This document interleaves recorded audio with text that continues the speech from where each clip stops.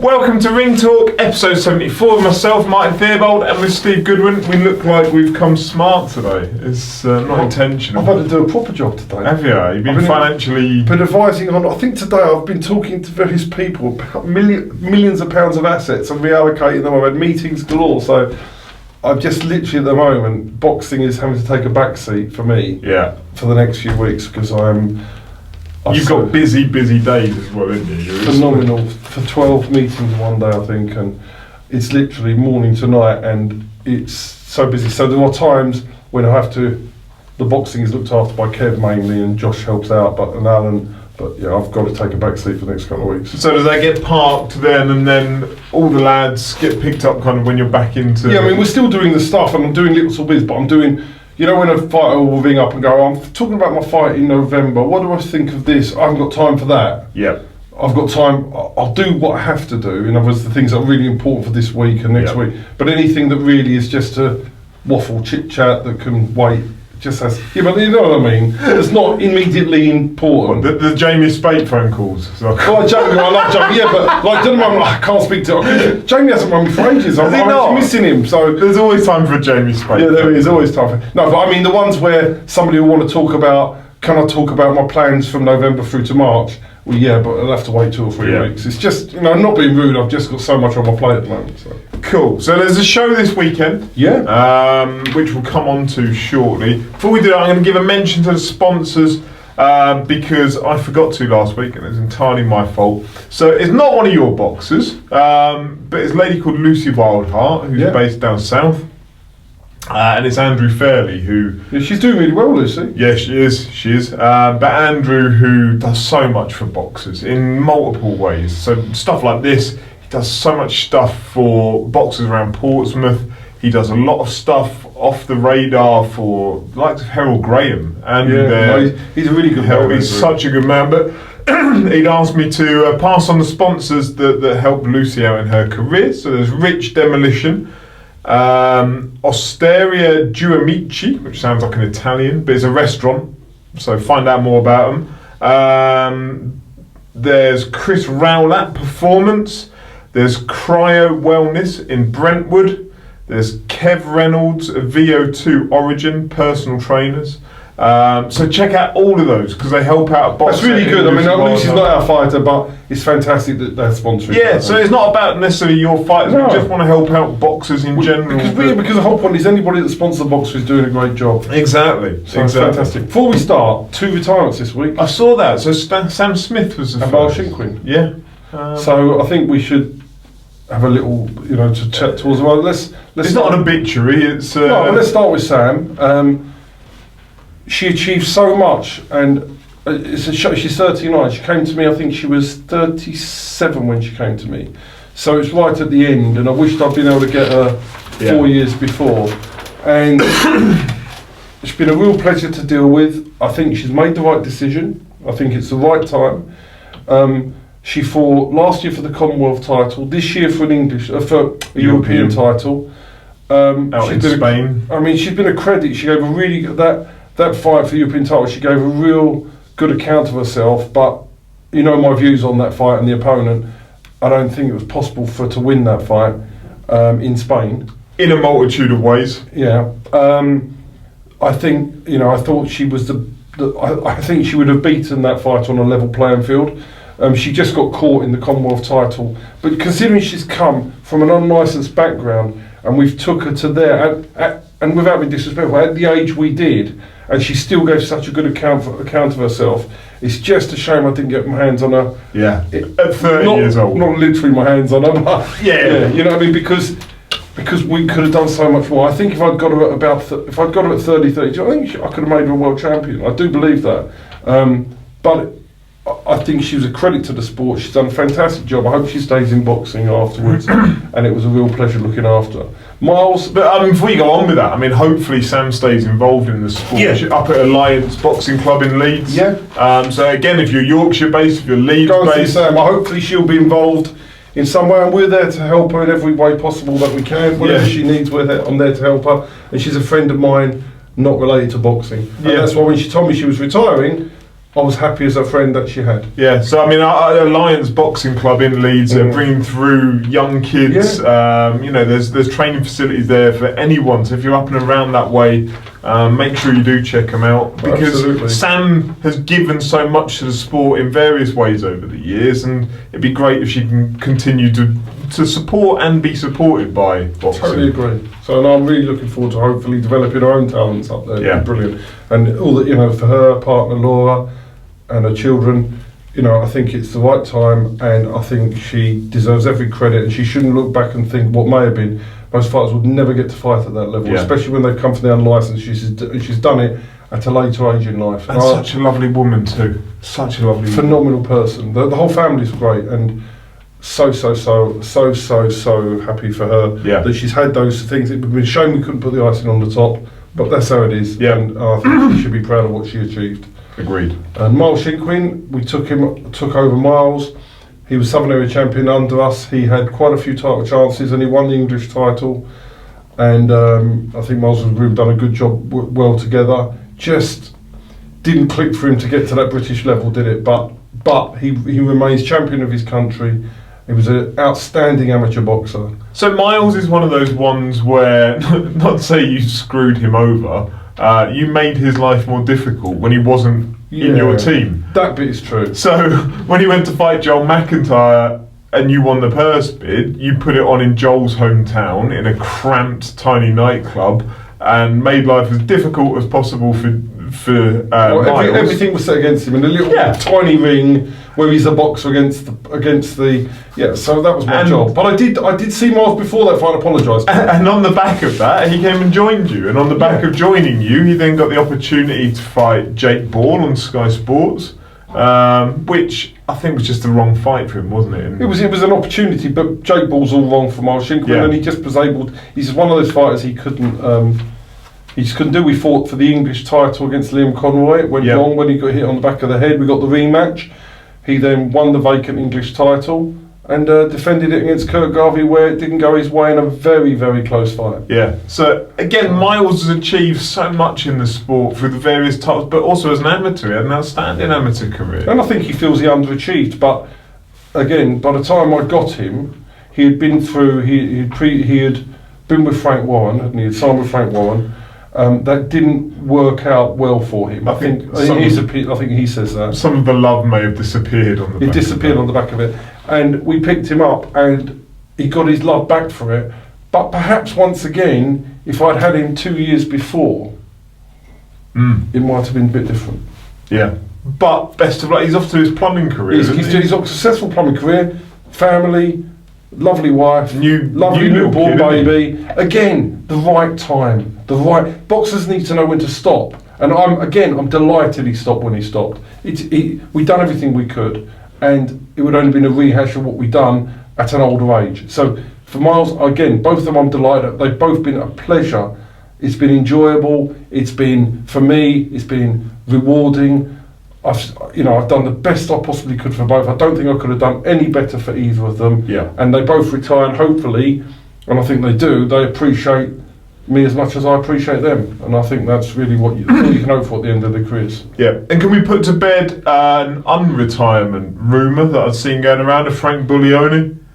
He's retired for good, forever. He's not coming back to the ring? No. I've seen various people... Frank Buglioni is a very clever man. He's got a great life outside boxing.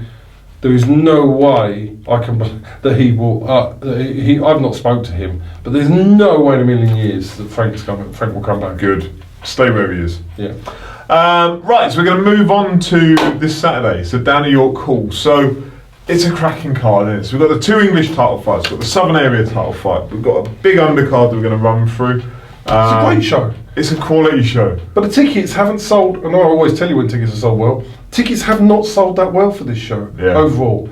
And that's amazing, because to me, people don't buy on the whole the cards, they just buy the dates. And this you always sell March, don't you? Long in advance. March works well, and certain other dates work well. But this show should be selling out. It's going to be busy, but it's not a total sellout. And I thought it would sell out a month ago, and it hasn't. Yeah. But there we go. But I'm being honest. I'm not going to try and. I don't do what other people do. Tell you they've sold last out. 4 tickets left. Yeah, well, no. When they are sold out, we tell you they're sold out. But no, it's not sold out. There'll be tickets on the door. There's 20, 30 ringside left. There's, I think, about 80 normal tickets left. So and they should have been sold out by now. They should. I'm coming down to feel some of them. I'm coming down with my mates. I know, to have a good. On the piss for we won't let you near the commentary microphone. No, do not. Might get a few expletives. Do not, under any circumstances, let me do that. But yeah, no, we don't get an opportunity that often. No, so there's Andy and. Andy you come with? Yeah, another mate. Who's my best man at my wedding. Oh, brilliant. We don't get an opportunity as a. But now you can go as a fan and just get smashed and have a great time. Yeah, it's Max. We've known each other for 30 years or so, which I don't look old enough for that, but so just as a group of mates, and I've got to get back for a football match in the morning. Wish me luck. Are you podcasting as well on Sunday? Possibly, we'll see. So let's start off with this show. We're gonna, and it's not going through anything else other than the order that I've got them printed off here. Jimani Camiro in the home corner. Been a while since he's been in the home corner. Yeah, Jimani wanted to be a journeyman, so he decided he just wanted to fight more often, so he's done that. And I think he sat there and thought, hold on a minute, I'm better than this. I fancy going for another title shot. So, he's still got an 8-6 record. He's beaten 2 undefeated fighters en route to be when he's been losing close fights to good people. And I think he just wants to have another go. So we're going to get this out of the way and then look for a big fight. So he's doing a 4-rounder? Yeah, 4-rounder, just to get another win under the belt, hopefully. He's got Chris Pilkington, which is no slouch. He gave Angelo Bevilacqua all the trouble in the world. And so Jimani will go and have a fight with him, and then we'll be looking to see what we can for the end of the year, something for him. All right. Ryan Copland against MJ Horn. Yeah, Ryan's having his second fight since coming under our banner. He had an inactive, I think he had 1 fight in 12 months. He wasn't signed to us. He originally was going to sign with us, and he changed his mind and went with somebody else, and it didn't work out too well. He looked good last time. He done well, and now hopefully he puts in another good performance. He's 32, I think, so we've got to really get him motoring and get him in touch. So I'm looking forward to seeing Ryan. He's got a brilliant trainer, Rob Hodgins, and I'm looking forward to see Ryan do his stuff on Saturday. All right, some of the big boys. Ishmael Oladipo. Is that right? Yeah, he's managed by Mickey Amu, who manages Richard Comey. Mickey. He drew on his debut. He looked, and I'll be honest, woefully out of shape on his debut. I don't know if you remember watching it. I do. He's got all the talent in the world, but not in those. He was just far too heavy. Yeah. We'll see what we see. Taking on Phil Williams. Phil Williams, who will come and have a go. And he'll expose him if he's not in shape. So we'll see. He needs to be fit. Very talented heavyweight, but he needs to be in a lot better condition than he was on his debut. That's why he only drew. So. One that flatters to the sea, frustrates, I'm not sure what the best term is, Robert Asagba. There's so much more to come from Robert. He's a bit of an enigma. The problem is, listen, Robert is a really nice guy. He's extremely talented, but he will admit, right, and this is true, he chops and changes everything. You go with a plan, and if Robert's watching this, he'll know this is true.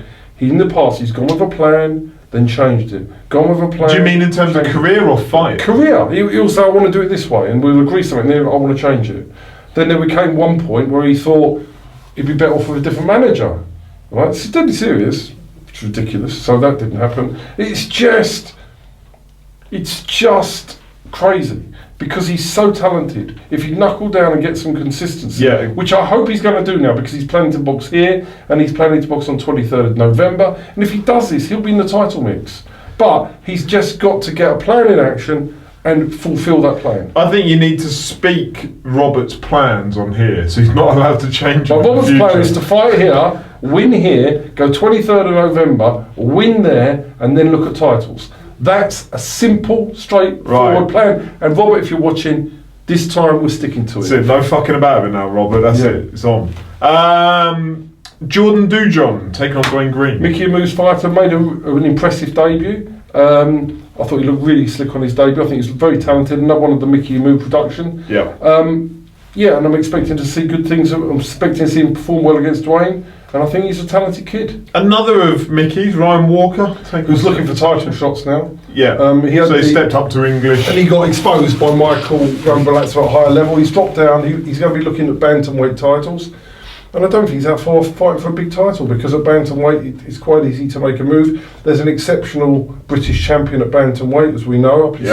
He's exceptional. So you Farouk. Yeah, you just steer well clear of him, because I mean he's just battering. He's just exceptional. When Dwayne Winters went up there, he's an area level fighter and got absolutely smashed, which was, no disrespect to Dwayne, but there's plenty of fighters at that level that go up there and get smashed by him. So it's just levels, right? And Dwayne's a very good fighter, but he's not that level. And I'm sure I will speak to Mickey and we'll talk, but he won't be getting involved with him. Yeah, he won't be getting involved with him. I know it's probably not a question for you, maybe more for Mickey. We need to get Mickey on here one week. Yeah, Joe, it'd be really good, because he's a brilliant manager and does a lovely bloke. I think we need to get him on. Let's get him up. We'll try and get him up next week. Alright, cool. I'll save that question. I was going to say, where does he find these talents from? Because he has such a diverse portfolio of boxers that he manages, from Richard Comey and Duke Meeker out in America, that both started here, through to the guys we've just spoken about there. He's ventured into Germany at times to find fighters. Let's get Mickey on, he can talk to you about it. It'd be fascinating. I'd love to know some of it. Right, Kola Kajeo. Again, managed by Ali at Stonebridge. It's his debut. Is this another one? Because Stonebridge have been turning over some of the Eastern European lads, didn't they? That look spectacular. He signs. Ali only signs people that he believes are potentially British level. He won't sign people. If somebody's going to win an area title, well, for me, I'm happy to deliver an area title for somebody. For Ali, he will only sign people that he thinks are British title. So you think it's worth keeping a lookout for Kola? Well, have a look at Kola, because he's got to be good for Ali to sign him. Yeah. Listen, Ali's. You can criticise my thing. I'm happy if I deliver. I feel great if I deliver somebody an area level title fight, because for me that's a great job that I've done. Ali doesn't want to do that. He just wants to get the bigger fighters. And I guess the reason behind that, he's doing a job of managing a fighter. There's no money in it unless they're British level. Yeah. So why do you want to manage somebody if you're trying to make it worth your while? And I understand that. I have a different policy, but I totally get. He's a great manager, Ali, but I understand why he does that. Does that mean big Ronald McIntosh should be down there? I would imagine so. He loves coming to support him, doesn't he? I mean, I've taken the piss out of Ronald before for some of his... he comes to support his kids. But that bloke is there from And do you know what? He doesn't ask for complimentary tickets. No. He buys them. So full credit to that. From the moment the door opens as well, he'll be there and he'll watch all the boxing that night until his lads are on. Full credit to that man. I've got respect for him. Brilliant. Yeah. Robbie Chapman, another one who's been out on the road, but he's coming back in the home corner. Yeah, there's a plan. I know. We've just got to get Sadie out of the way. So we've got Kieran Thomas. It should be a routine win, and that should then lead on to a big fight. Yeah. But let's leave it there. Alright. Ellis Zoro. Really rate him. Yeah, it's an interesting one. 3 amateur fights, I think it was. Yeah. Would struggle probably to get a licence in the current climate with the board, because they're tougher now than they were with him. But it just shows you that sometimes, I'd imagine you go to the board now with a 3 amateur boy who may be talented, they probably wouldn't let him get past the interview stage. Right. And I understand this. So they wouldn't even come and observe him? Possibly not. There would be a borderline whether they visit him or whether they see him or not. You'd have to take so much more evidence. But it shows you there are supremely talented kids, because he is improving and improving and improving. He is really, really talented. Yeah. Really talented. I think he's going to make big waves in the sport, but because of his limited experience, you've got to take a bit longer than with others. Jack Owen. I like Jack. He came off a draw last time. Really lovely kid. Good training setup. Good training team. He's developing. He's developing his strength. So he's going to take a little bit longer than some others. Agree. I think he looked too young in the ring last time. I think that'd be fair. I don't know how you can't really overcome that. The fact that you look very young and you're not necessarily developed as a man yet. It's very difficult. We just need to be very careful and develop him slowly, that's all. Yeah, agree. And that's what last time showed us, and I think we know. It's not an insult to him, it's just that's how he looked. Yeah. Shocky Khan, the guy that we've had on here. I'm looking forward to him. Yeah, so he's got a more established amateur background, doesn't Yes. it? Decent level amateur title winner. Josh Burnham's training him.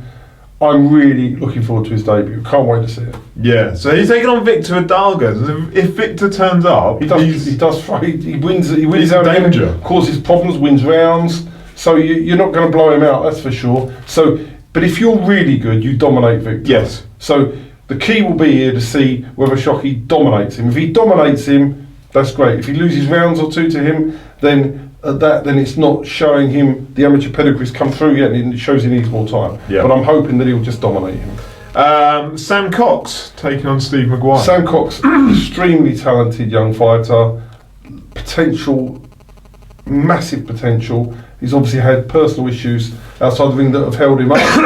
But now I'm looking forward to getting some momentum with Sam and developing through to titles. I think next year we should see Sam in winning something, but I just want him to get momentum now, consistency, and then I think next year we can start to move towards him bigger fights. And I think Sam is one of the few, maybe, that has crossover appeal. Definitely. The potential crossover appeal. He's young, he's good looking, he's a nice lad, he's got lots of likability about him that I think there's a star factor about Sam. TV will love him. Yes. When he gets to that level, TV will love him. Yeah. He's got it. He's got the... He looks like he should be on Love Island. Put it that way. Well, I don't know. I don't really fancy him. Nah.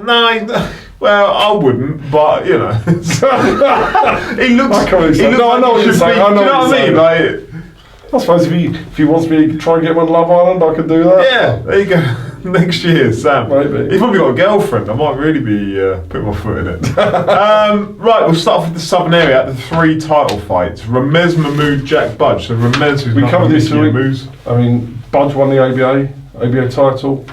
On amateur pedigree, it's a one-way fight. Yeah. On amateur pedigree, Jack Budge wins this all day long, but it's a professional contest. And I've seen the Jack Budge pro fights, and I think he doesn't appear to have made the best transition, and that's what Ramez has got to hand his hat on. He's a better pro than Jack, Yeah. and he's able to show his experience. That's what it's about. Jack Budge as an amateur wins this fight. Yeah. Ramez Mahmood as a professional, on what we've seen so far, he wins the fight. Yeah. Dion Juma Wadi Camacho, English Commonwealth, English Cruiserweight title fight, which is it's massive for both blokes, isn't it? It's in so many ways. I agree. I mean, for Wadi, as you know, Wadi has said that this is it. If he loses, he retires. For Dion, if he loses to Wadi, then he's not going to reach what he wants to reach. So I'd imagine if Dion loses, he'll retire. So I think the last Chance Saloon banner applies to both of these fighters, because I think the winner goes on to big things. For Wadi, it's a reincarnation. For Dion, it's a movement towards these fighters that are avoiding him. Yeah. But for the loser, I think it would be very difficult for Dion to come back from this. So it's interesting because Lawrence Okoli is fighting for the European in October, Yeah. so you'd suspect that he's going to drop the British. Yes. I'd I'd imagine the board would look at Riakporhe. I'm surprised because he's only one defence away from winning it outright. Yeah, but maybe he'll sit on it and do it, who knows?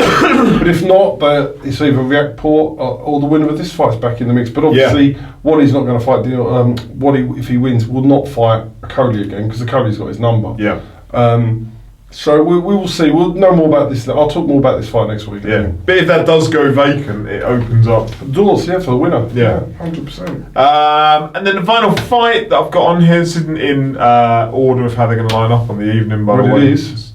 Oh, so I meant all of it in general. Oh no, but the last 3 are. You've got it in order. Okay, cool. Yeah, so the last fight of the night is K Prosper. Is the champion, super lightweight Samo Mason, taking on K Prosper for the second time. And they're both straight back into this, isn't they? It's not that they've gone away and done something else. They're both straight back on. But it ended up being the right fight for both. Samo Mason didn't get an offer of anything bigger, so he's had to come back and do it again. That's how it is. It's just he's been stuck. I mean, nobody offered Samo Mason anything. Ryan Rose's manager wasn't able to get him anything. But now this is also a British eliminator. I think the winner gets a crack I think the winner will get a crack at the British title. Yeah. So that's been fought for. No, it's vacant at the moment, isn't it? Is it? I was just trying to think. I don't think. No, I think from my memory, I think. No, Ted Cheeseman one. No, Cheeseman's not a super lightweight. He's a welterweight. Oh, yeah, well, no, he's not. What is he? Super welterweight. Super welterweight. Yes. Is he super welterweight? Who's he fighting? He is. Yeah, no, he's fighting Scott Fitzgerald. Oh yeah, super welter. So this is super lightweight. Of course. That's vacant. Yeah. Because it was held by Rob. Was it who? Robbie Davis. Yeah, he's vacated. So yeah, Yeah. so it's open. So the board will make a decision. Unless they put it on Robbie Davis, Lewis Ritson Yeah. in Newcastle. Yeah. Which would be a bit stupid because Robbie Davis just vacated. Yeah, so yeah. But if Kay comes through it, Then there's a you'll be fair hoping chance he to ends get a up. go for the British title. Yeah.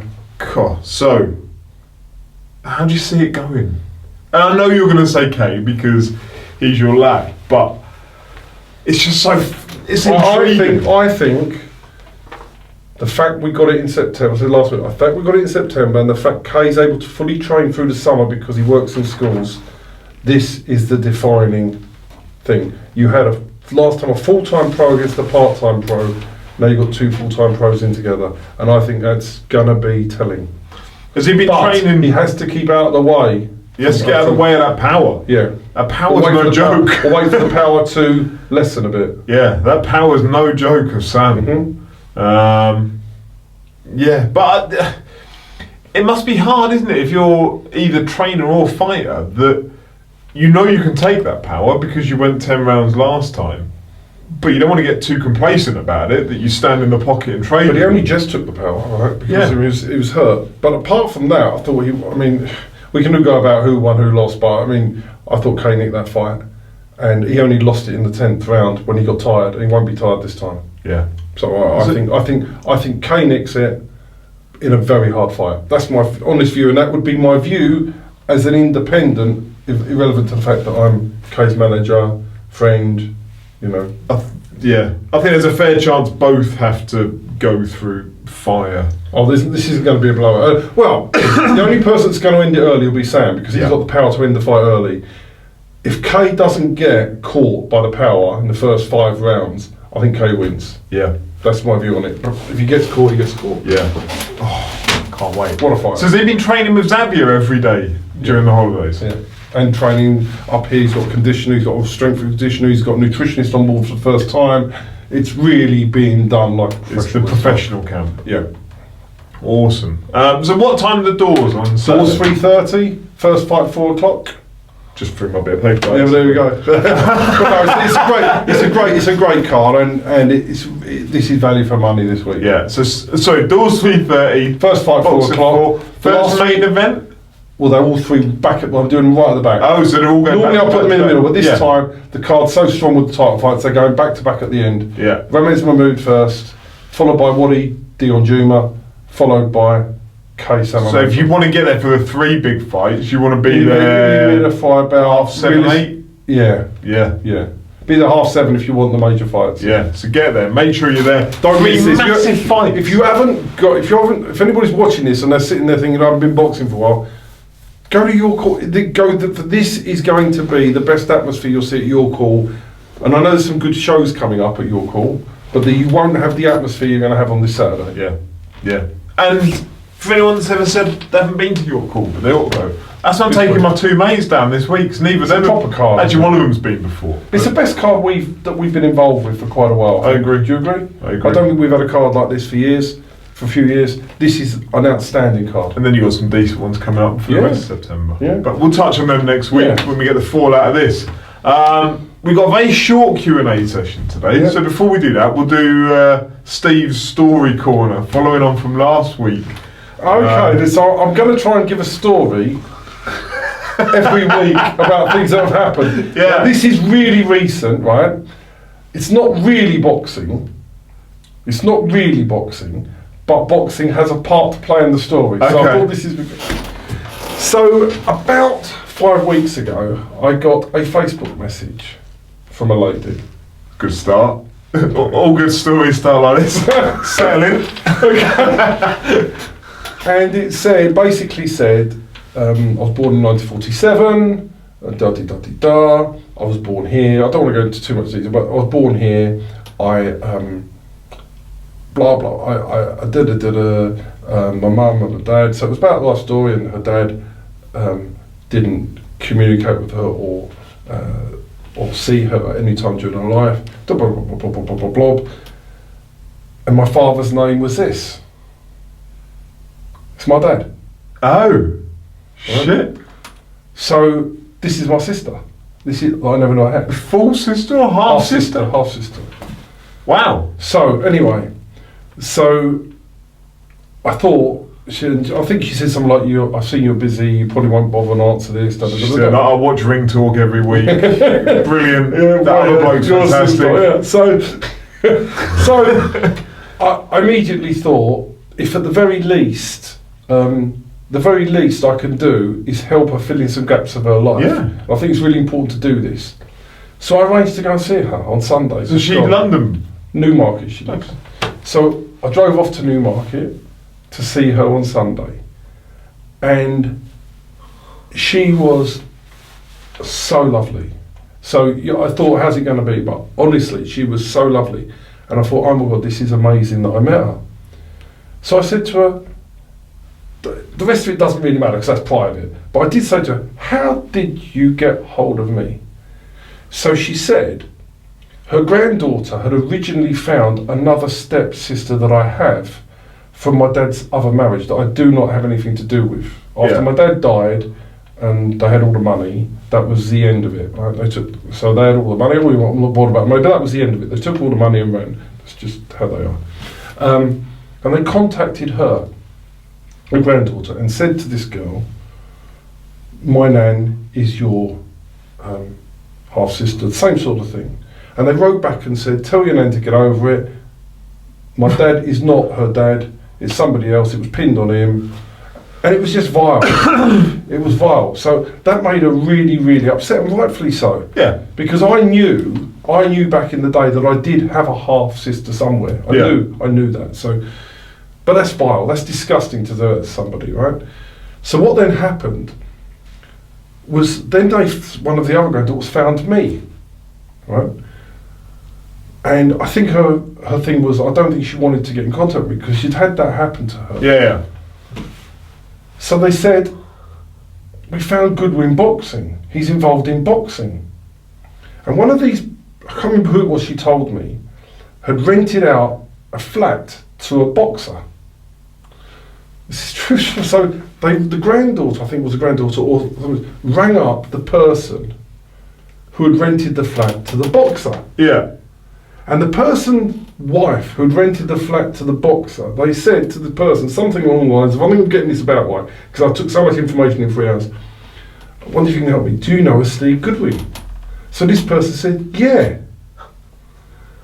And they said, why are you asking? They said, because it's my nan's brother. And they said, he's lovely. He is so lovely. He's a really nice bloke. Da da da da da. So they went back and told Frances this, and then she thought, no, I'll contact him then. And she contacted me. And it was boxing that, without boxing, potentially she might not have contacted me, because she might have abandoned it on the first thing. And because somebody knew me through boxing, that's why she contacted me. That's why I was in Newmarket on Sunday. Mad. That's why I spent 3 hours with her, and that's why I'm taking my family over to see her, and we're going to all meet up in November. Wow. And she genuinely was. It isn't a situation where I thought maybe I'm going to meet this person once, I'm going to do what I have to do to help her get through what's gone through in her life. Yeah. But it really wasn't like that. It was like I met a long lost friend, I met a bond, the bond was there, you just felt something. It was just one of the most amazing experiences I've had. And now you can fill a lot of gaps for both of you. It's wonderful. That's and amazing. that came, and it was only boxing that helped. That's my story of the week. Wow. It's a good job that Joe Gallagher wasn't the person she rang up. That is true. Isn't it weird? That is. Totally weird. Do you know who it was that she rang up? Yeah. Right. I won't ask. Yeah, I'll tell you in a minute. I'll tell you. And the boxer that's apparently renting the flat is not somebody I thought was renting a flat. So, but I know it was. It's very close to home. Very close to home. But I'll tell you when we. Oh wow. Okay. That's mad. But good luck in November. Is that a good story? That's amazing. That is amazing. Boxing full of feel-good stories. Yeah. Right. 2 questions. Let's start with that one. John Mulhall on Twitter, JMull101. These are both relating to the same thing. If Steve had a chance to promote 2 YouTube stars, would he do it? Yeah. Wouldn't you? Yeah. It's a bit like the Saudi Arabia thing. It all comes down to what the balance is, sure. The problem you've got is, I'm here to do professional boxing, but the reason that fight is so big is because boxers don't embrace what they've embraced. So they deserve full credit to embrace what they've embraced. So the issue with it is does getting involved with that help the sport of boxing on a wider scale? And I think it does. I think it'll bring more people to boxing than otherwise would be, and it might help other fighters sell tickets in world. People going to small hall shows. It can't do anything bad. The standard will be shit. We know that. It is what it is. But of course you get involved. The amount of money that's involved in that is unbelievable. They're going to generate the money anyway, so you may as well generate it within the professional sport. So I think what Eddie Hearn's done, I know he gets critics, and people may disagree, I think he's done something that others would do, and yes, he's had to do it in America because the board won't license it. Yep. Totally understand why he's done it, so he found a loophole to do it. Because after the Freddie Flintoff thing, the board could never do that again because that was ridiculous. Yep. That was Look at what they did with Rio Ferdinand, just chucked it out. Yeah, well that's what they should have done with the Freddie Flintoff thing, because you end up with a fight where somebody wasn't trying very hard, and when he hit and knocked Flintoff down, he was scared of our punch again. That's no good, is it? At least these two are going to go at it. So... yeah. I mean, again, it all comes down to the reward of it. So if you had 2 blokes that had 1,000 followers each on YouTube, wouldn't happen. You wouldn't do it. But professional boxers, as you said this before, and I know I'm taking this from you, but I totally agree with you. This shows you what professional boxers should do. Don't, when you're building up, this is how you become big. Like the Florian Marcus of this world. Get a following behind you, and get yourself moving. Because that's what gives you more opportunities. I had this with someone the other day on Twitter was saying about, to me, boxing hasn't learned from when these 2 stepped in last time and did it. That there aren't enough boxers out there. And I'm not saying that all boxers should strive to have 40 million YouTube subscribers, but how many are out there putting content together that, even if it's like 20 minutes every 3 days, just as an update as to what you're doing, how you're doing it, what do you go through as a boxer, and then some of your personality. It doesn't all have to be about boxing. I don't want to see you run every day. I don't want to see your nutrition every day.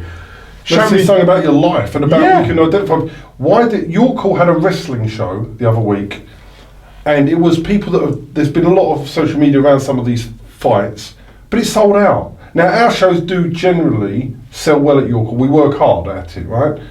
But some other promoters' shows who put on good shows, they're half empty your calls, right? Why? Because why on earth is a proper event, 400 people in your call, and then you get a Mickey Mouse Wrestling fixed fights predetermined with 1,200 people cheering in your call. It just shows you what. So boxers that sit there and go, I haven't sold many tickets. What are you doing about it? Yeah, I'm putting a post on Facebook. That's not enough. What have you done? Have you gone out to make a name? Have you posted stuff? Have you done anything different? No. Well, what do you expect? there are so many potential routes to market and different markets. You're not just focusing upon one that get neglected, and it drives me mad. I'm not saying it's easy, because it's not. No, it's not easy. It's not easy at all. But on the other hand, if you want to make it as your job, then you've got to make the sacrifices to do it. Well, listen, I'm working at the moment 6 in the morning to midnight most days, right? It's my 18 hours, it's my job. You don't fucking need to. So I don't need to, but the reason I have to do it is there's something happening in my world that needs my immediate attention from most of my clients. So I have to do this, and it's like this for the next 2 weeks. But I have to do it because it's the right thing to do. But you don't have to. As stupid as that sounds, you could go, I've had enough, send all these clients on, and be done. But you do it because you choose to. And at your age, and with no, but do you know what I mean? Like, with all the success that you've had in your career, you don't need those additional hours. No. Now, these are lads that are working jobs, are training, are trying to sell tickets, balancing nutrition, And I appreciate fitting in an extra 30 minutes to do like 20 minutes of filming something, 10 minutes of upload isn't ideal, but do it. You've got to make those sacrifices. And it is, as you rightly said, it isn't seeing you run down a thing, and it isn't seeing you eat food. It's got to be something different. Yep. And it may be something about your life. It might be something about introducing your girlfriend, talking to your mum, talking about what you've gone to the football match, doing something that's different that people are going to be interested in. Yeah. People don't want to watch somebody run and punch a bag, and that's being honest. Yep. No, I agree. It does nothing. I want to see sparring. This bit of sparring will be good. Yeah, and I hate the thing about, what happens in the gym stays in the gym. Fuck that. Like, we live in a world where stuff gets exposed and stuff gets shown on... What stays in the gym, the story from today was, I told you, yeah. One of my fighters, doesn't matter who it was, somebody was going to spar, started boasting he was beating him up in the gym, so I told him. And he went down very recently and give him a proper riding. Got retribution. And he said to me afterwards, "You won't be boasting next time." Now that's what he did, because he said the first time he was respectful, this time he's gone and really given him a pasting. But he done that because, and this is a story though, don't go boasting for boxers. Don't go boasting about gym things when people are testing things out with you. Because if you do it, it comes back, and then sometimes you might get a beating for it. It's best, those sort of things should stay in the gym, because people are trying things out and you shouldn't be disrespectful. Yeah. But if you go giving it to someone, I beat him up, he beat him up, and the other guy wasn't really there for it that day. It's the thing about, you might have beaten someone up, but you've got to fight in 2 weeks. They've not even got a fight scheduled. They've turned up out of practice, out of shape, but all those things that people take that into account, surely, when they're talking. But if I hear that with one of my fighters, I will tell that fighter, and that fighter will go and get retribution when the time's right. And my God, did he get some retribution. Dear. Right, Riku, my man who I'm going to the Josh Taylor Richard Prograde fight. What a show! What a show! What a show! I've seen people. Eddie Hearn, Sauerland's amazing show. This is what boxing's all about. This is the show. Worth pay-per-view, worth spending your money. It's a fantastic show, as long as it sticks. But I would have paid pay-per-view for. I don't really pay for that many pay-per-views. I normally. But that deserves it. I would have paid for it, but if I'm going to pay for it, I might as well go to it. I deserve it. So Riku and I. Great, what a show! When you've got Taylor Prograde, Chisora Parker, Selby Burns, they're both on the slide, but it's an okay fight, right? Yeah. It's competitive. You don't know, they're all 4 to 6, 4 to 7 fights. Yeah. A Coley against that's all right. the geezer for the European. I'll purely watch that, hoping a Coley loses. I'll be honest. No, I can understand that. That's where I'm at with a Coley. Just don't put Huey Fury back on. Oh God. They're talking about Conor Ben Johnny Garton. That's a good fight. That would be an incredible fight. I mean, because going on Huey Fury needs some time away from the spotlight and to develop. He's not ready to be a big pay-per-view star. His fighting style doesn't lend itself at the moment. Hopefully, because I think Huey's got balls. I hope, but he needs some time away and not to be forced on us as a pay-per-view I fight. agree. That's all. But you look at, he's 24 years old and he's fought amazing. Parker, Pulev, Amazing. Povetkin. But it's not the time. He needs now to, and I think Peter Fury's a brilliant trainer, and I think he knows that he's not right yet, and he'll build him. But don't put Huey Fury on another high-profile fight. That's all. He's not won any of them. He's been semi-competitive, but go away and let him do something else for a while. Riku. How much does it impact the credibility of Matchroom US organising Logan Paul versus KSI as a professional boxing fight? Yeah, I think it's a fair point. I think the problem is it's a difficult one, because if he doesn't do it, somebody else will. It's like the Saudi Arabia thing. Somebody else will, and he's a businessman. And does it undermine credibility of professional boxing? Yes. Thank God it's not in Britain, because the British board would not have. The fact in America is a little bit better because the board are part of it. Because I think it would have been awful if the board had done it, and I'm sure they wouldn't. They're not going to do things like that now. So does it undermine it? Yes, it does. But then we talk about WWE and boxing. So I'm not that fussed. It's in America. It's going to create interest in the sport. And yes, it's a shit fight with shit people who can't fight. But does it really matter? There's a follow-up question. How about the professional fighters that are on the undercard? Does it have a negative impact on their reputation? It's a good question. No, I don't think so. I don't know. Like, there's going to be some pro fighters, and then you go, these two shit fighters who can't fight. But if it's subconscious, right? Okay, so say 80% of the audience can tune in for KSI Logan Paul. Probably. They're going to buy whatever pay-per-view it's on. Yeah. Now, But firstly, would they have bought it if they weren't on? No, these people. Well, do you reckon they would have bought it? They wouldn't. No, I agree. So they're only buying to watch that. Okay. And they've got no real interest in any of the other fights. If they tune in like an hour before to get the build up, and they get Billy Joe Saunders versus, I don't know, whoever they would line up for Billy Joe out in America, is the immediate thought process actually KSI and Logan Paul are better than this guy because he's supporting them? Do you know what? Does it really matter? Because in reality, they might watch Billy Joe Saunders in that example and go, "Oh, he was really good. I liked him. That was good." Oh, God, he might be able to go 4 rounds with KSI. but does it really matter? Because he's getting exposure to another group of people who otherwise wouldn't get. Does it really matter what these people think? It's more important about what they bring. If a percentage of them, if 5% of them or 2% of them start thinking, "Okay, I quite enjoyed this boxing thing. I'm now going to follow and buy into boxing." Per se from the UK, it's going to drive more boxing fans. So I think it's worth the negative for the small percentage that might follow boxing in one form or the other. And you know what? This is where what we said about earlier, creating content. Boxers out there now ought to be coming up with a content strategy for that fight, so that they start tapping into those hashtags on Twitter and on Instagram. That they attach their hashtags to those events, and so they start putting their footage of whatever they can get. And then they start bringing in those other people that they're attracted to the event. 100%. I think it's. Will it happen? No, but I think this is an example of what boxers should do, of how you generate yourself. Florian Marco is an example. There's plenty of others I can give to smaller scales, but you often find that some sit and think, they moan, and the trainers go, "Well, it's the promoter's job to promote. You shouldn't be promoting. It's your job to fight." No, if you've got a 50-50 amateur record, it really isn't. Because who's going to want to come and see you? Nobody. Until you get known, nobody's going to give a fuck about you. Yeah. You've got to get yourself out there. It's true.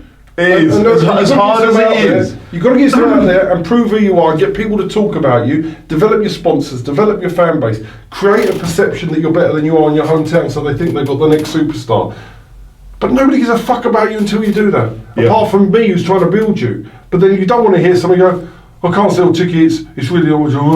Because at the end of the day, you've got to do it. If you can't do it and you're not a superstar, you ain't going nowhere in this sport. Yeah. And unfortunately, as cruel as it is, it's just how it is. Yeah, and because the owner's not going to want you. A non-ticket seller. He's not a charity. He's not going to want to buy into somebody who sells 30 tickets because he's 8-0. He'll go, "Fuck off! I'll have that kid up in North because he's doing 300 tickets and I can put him on the undercard of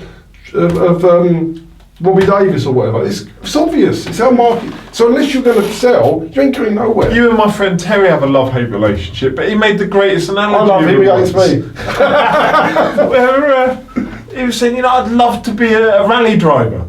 He said, "I'd love to be a rally driver. I've always wanted to be one since I'm a kid."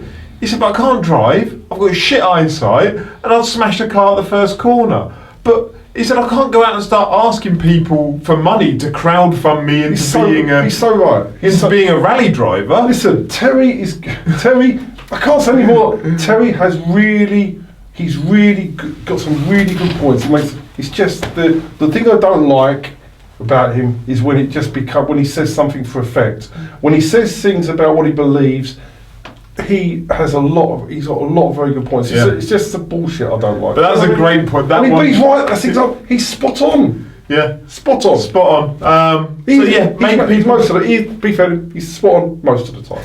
Make people care about you. If you're a boxer, do the crafty things of jumping on those hashtags around the event. Yeah. It's stupid, but it would work. You can't put training videos up, right, and go, "I'm fighting in 3 weeks. Here's me hitting a bag. Come buy a ticket off me." That isn't going to inspire. The other thing you can do is they need to go out and meet people. Meeting people inspires people to come to watch you, not sitting behind a keyboard. You've got to go to the unlicensed shows, school fates, bloody local conservative clubs, the bloody local breakfast meetings on a Friday, the business meetings. You've got to go and do them. They don't do them. Nobody does. Some do. Some network well, but the majority don't do this. So if you're not doing that, how the hell's anybody going to come support? You've got to create that support. Now we can help, right? I can help, but I can only help fighters when they get title level. I can't drag sponsors in and go, sponsor this person in a 4-round fight. What the fuck do I want to do that for? But they're going to say that if they don't know them, and they're why are they going to do that? Yeah. If they're helping towards, like Kay Prosper, we got some sponsorship for this week, right? Why? Because I've got somebody from the same area as him who sponsored him the first time, who's bought into him, who wants to give him more sponsorship. Who is? Bob Kempster, Facial Glazing Supplies, who has just once again supported Kay Prosper. There you go. So if you've got any plastic for your house, fascia boards, anything like that, Bob at Facial Glazing Supplies in Luton is the person you need to speak to. Jack, his son, helps out as well. And they've got into boxing, so we should buy from them. But yes, but if Kay was a 4-round fighter in his second fight and I went to Bob and said, do you want to support him? He wouldn't be really interested.